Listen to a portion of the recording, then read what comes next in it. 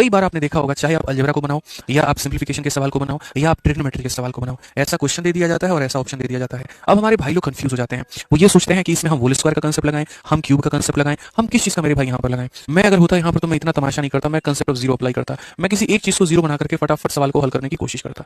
जैसे हम यहाँ पर क्या करते हैं, ए को ही जीरो बना देते हैं। अगर हम ए को जीरो बना देते तो ए का नामो निशान हम इस दुनिया से मिटा देते हैं। तो ए का नामो निशान मिटा देते तो यहाँ पर कितना आता है, b/2। कितना आ जाता, b/2। ठीक है, तो यहाँ पर मेरे भाई 3 से हमारा 3 खत्म, माइनस माइनस कितना हो जाता तो b हो जाता, और प्लस कितना हो जाता तो मेरे भाई 2b हो जाता। b में अगर हम 2b को जोड़ देते हैं तो हमारे सामने कितना आ जाता तो मेरे भाई हमारे सामने 3b आ जाता। और अगर हमारे सामने 3b आ जाता तो क्या करते हैं, 2 का 3 गुना 6 और 1 मेरे भाई हो जाता 7/2b। क्या हो जाता है, 7/2b। अब यहाँ पर मैं सारे के सारे ऑप्शन में ये देखता कि वो 7/2b हमारा कहाँ मिलेगा।